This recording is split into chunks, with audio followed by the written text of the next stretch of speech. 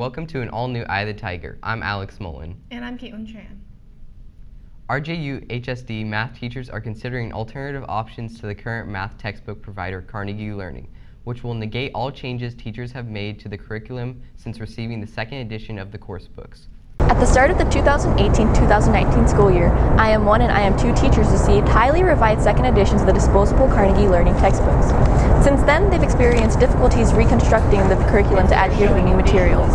IM1 teacher Chadra Wood feels the focus on recreating the curriculum takes away from her ability to teach her students effectively. We want to improve our math scores, but it's really tough to do that when we can't work on improving our curriculum if we're restarting every other year. So it's just frustrating, I think, from the teacher perspective that we have to use all our time to prep and just create things. Between the initial contract in 2014 through 2017 and the contract's renewal in 2017 through 2020, Carnegie's increased textbook price per unit went from $16 to $26.42. Now, Assistant Superintendent of Curriculum and Instruction, Jess Borhan, is looking into alternative Carnegie textbooks, which are set to expire in 2020. We are examining alternatives, Carnegie being on the table as well. One of the things that is a question that we have regarding Carnegie is the sustainability of it. IM2 teacher Doug Ash is concerned with the possibility of another change. I believe it to be a better product than their first product, but we as teachers are basically having to redo the curriculum again in terms of rewriting tests and redoing homework, etc. And I think our biggest concern is that there's a lot of talk is that they may get rid of the Carnegie altogether in 2 years when the contract runs out, so we'd be starting from scratch again.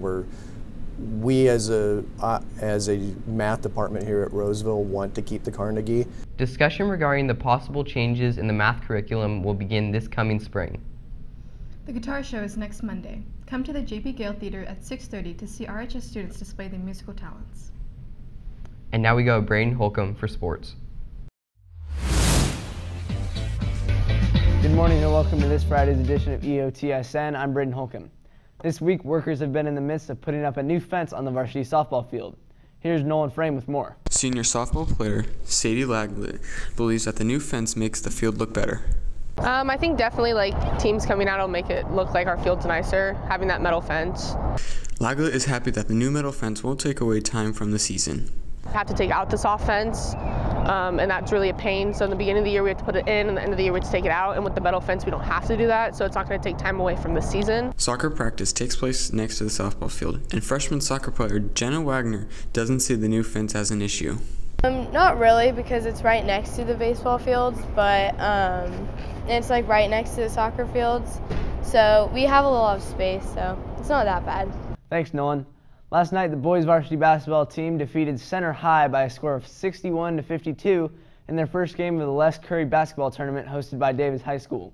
And the girls varsity basketball team defeated Armijo High School by a close score of 72-8 in their first game of the Warren Mayer varsity basketball tournament. And that's all on your home for Roseville High School sports.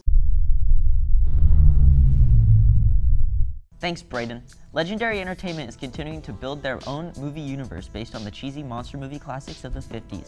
Starting off in 2014 with Godzilla, then continued last year when Kong Skull Island came out. While being successful financially, they have both been mediocre critically. The lack of Godzilla in the Godzilla movie left a bad taste in fans' mouths, which is completely opposite for the latest trailer for the sequel Godzilla King of Monsters. We get Godzilla from beginning to end and the promises of giant CGI monster battles with favorites like Mothra and Ghidorah. Which of these titans are here to protect us? And which of these titans are here to threaten us?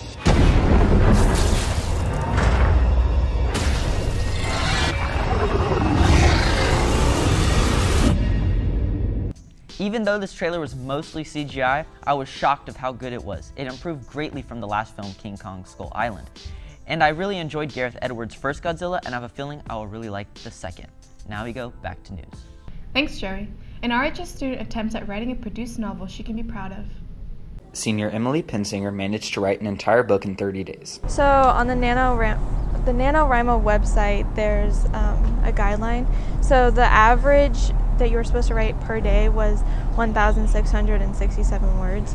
And some days I would like double up because I would know I was busy the next day, or I'd be behind, so I know like when to average out. Pinsinger found motivation through support and her will to finish. I just really wanted to finish, so it was just like really motivating for me to just get it done. Even if I was like unmotivated some days, I would like text my friends and they would like give me some ideas, or it would just, I don't know, I would just keep writing. 50,000 words isn't easy for anyone, but Pinsinger pushed through her challenges.